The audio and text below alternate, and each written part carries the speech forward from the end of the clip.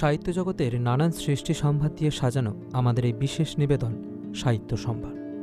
আমাদের আজকের গল্প বিভূতিভূষণ বন্দ্যোপাধ্যায়ের কলমে গঙ্গাধারের বিপদ। গল্পটি নেওয়া হয়েছে মিত্র ঘোষ প্রকাশিত বিভূতিভূষণ বন্দ্যোপাধ্যায় গল্প সমগ্র প্রথম খণ্ড থেকে। গল্পের উপস্থাপনায় আপনাদের সঙ্গে রয়েছেন অর্ণব ও আমি সন্তু। শুরু হচ্ছে আমাদের আজকের গল্প গঙ্গাধারের বিপদ।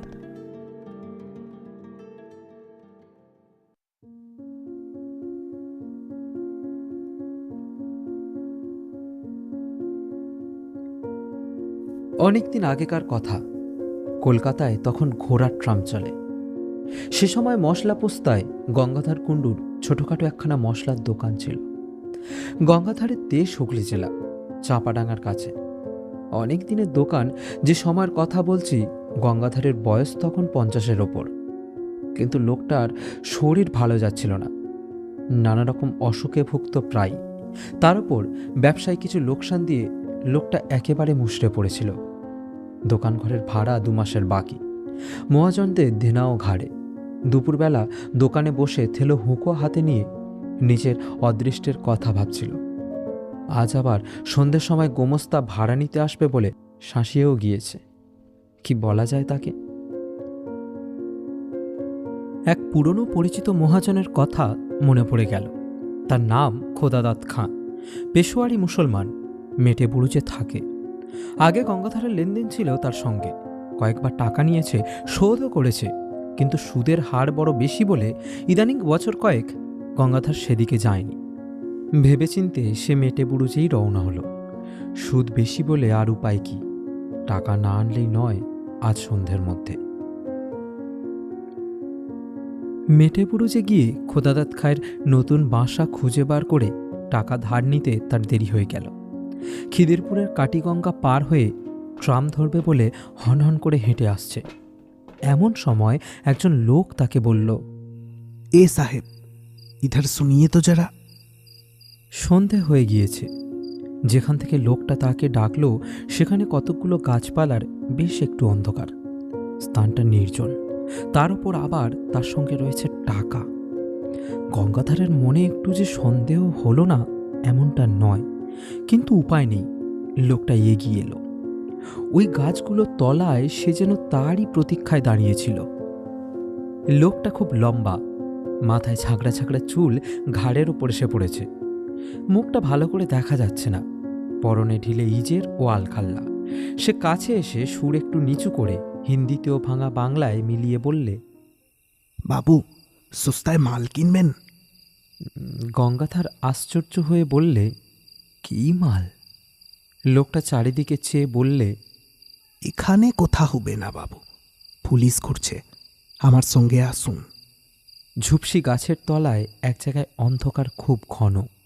সেখানে গিয়ে লোকটা বললে, জিনিসটা কোকেন, খুব সস্তায় পাবেন, ডিউটি ছুট মাল, লুকিয়ে দেব। গঙ্গাধর চমকে উঠল। সে কখনো ও ব্যবসা করেনি। ডিউটির ছুট কোকেন, কি সর্বনেশী জিনিস! ভালো লোকের পাল্লায় সে পড়েছে। না, সে কিনবে না।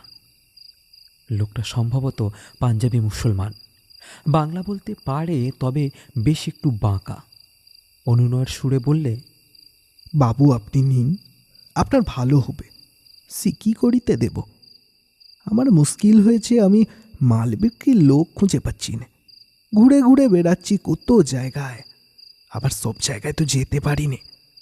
পুলিশের ভয় তো আছে, কেউ কথা কইছে না আমার সঙ্গে, সেই হয়েছে আরও মুশকিল।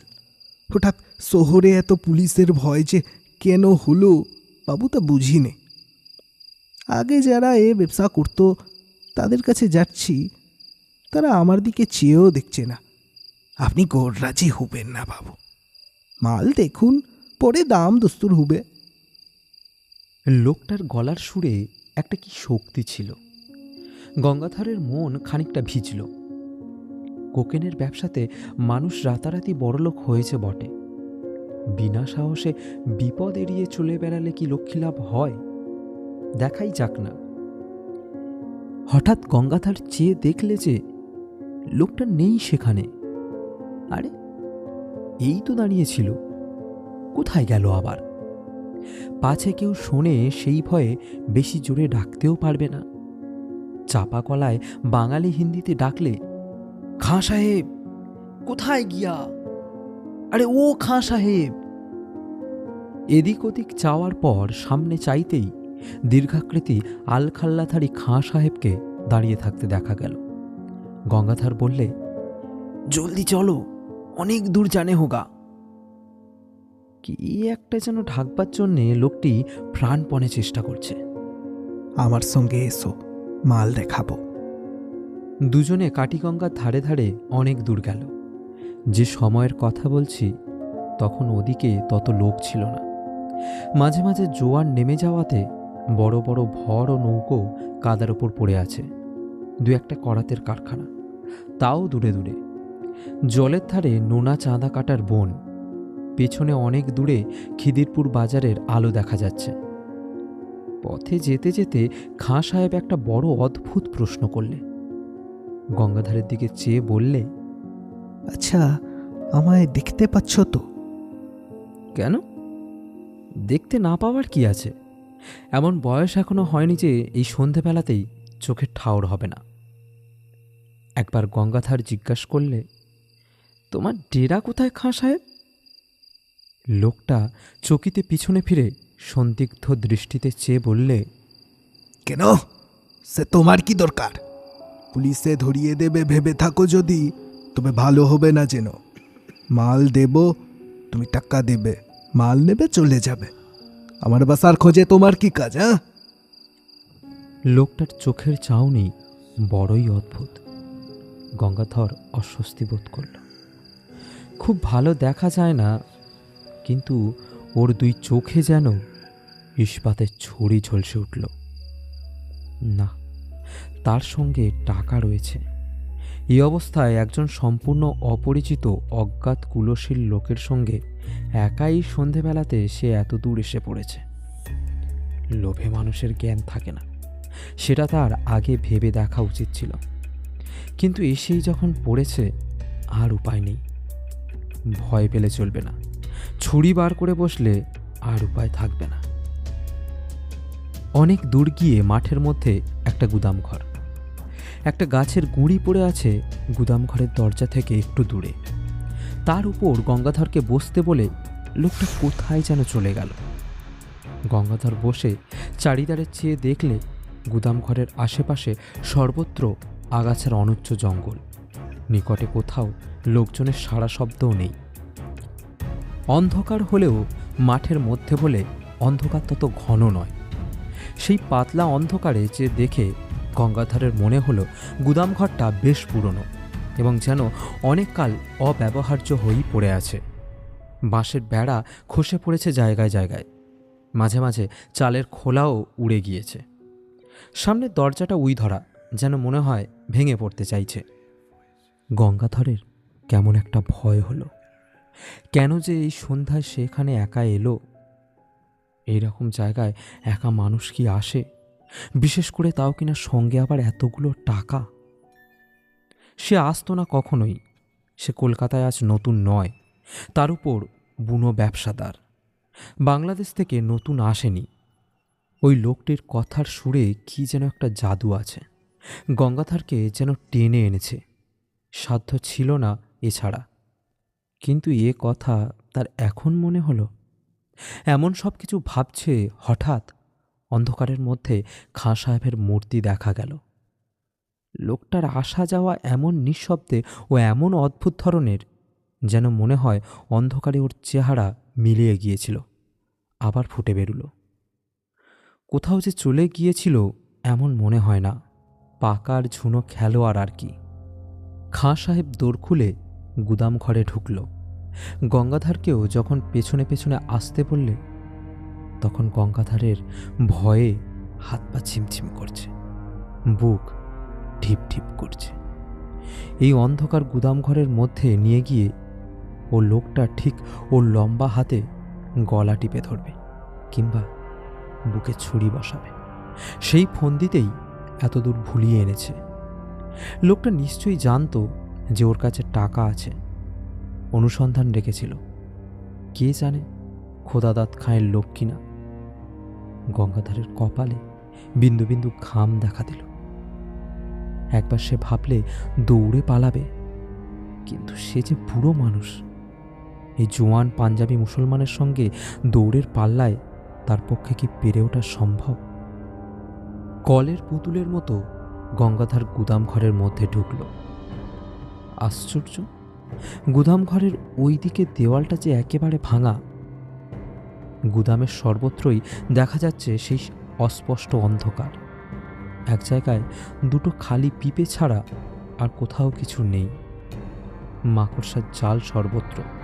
অন্ধকারে দেখা যায় না বটে, কিন্তু নাকে মুখে লাগে। একটা কিরকম ভ্যাপসা গন্ধ গুদামের মধ্যে। মেজটা স্যাঁতস্যাঁতে। কতকাল যেন এর মধ্যে কেউ প্রবেশ করেনি। এদিকে খাঁ সাহেব আবার কোথায় গেল? লোকটা যে থেকে থেকে কোথায় যায় তা বোঝা বড়ই দুষ্কর।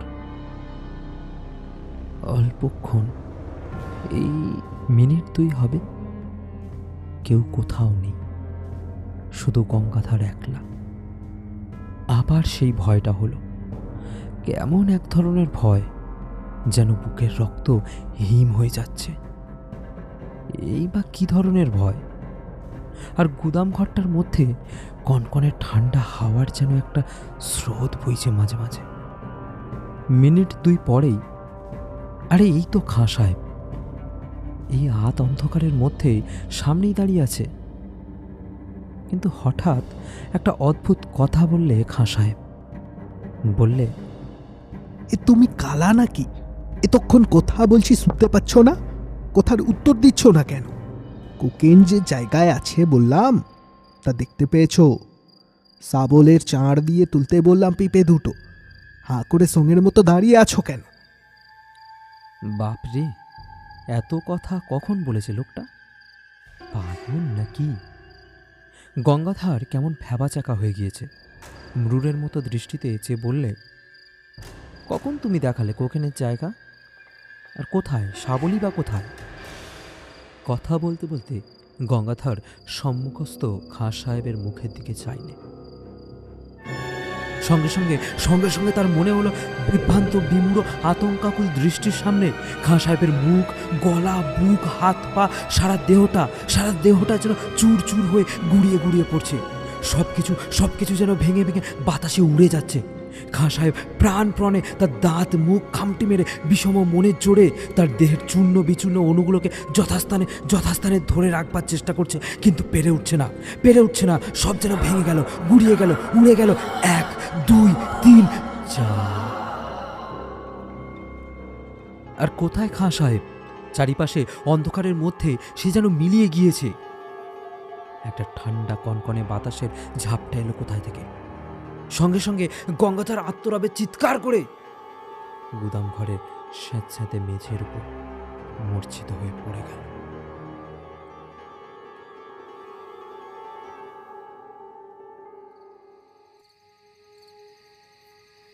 একটা দেশি ভর কাছে কোথায় বাঁধা ছিল। তার মাঝিরা এসে গঙ্গাধরকে অচেতন অবস্থায় তাদের ভরে নিয়ে যায়। তারাই তাকে তার দোকানে পৌঁছে দেয়। গঙ্গাধরের টাকাও ঠিক ছিল, একটা কানাকড়িও খোয়া যায়নি। তবে শরীর শুধরে উঠতে সময় নিয়েছিল। অনেক দিন পর্যন্ত অন্ধকারে সে একা কিছুতেই থাকতে পারত না।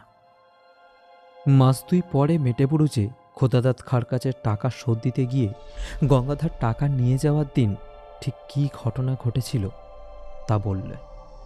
খোদাদাত খাঁ সমস্ত গল্প শুনে গম্ভীর হয়ে গেল। খানিকক্ষণ চুপ করে থেকে বলল, সাজি, ও হলো আমির খাঁ। চোরাই কোকেনের খুব বড় ব্যবসাদার ছিল।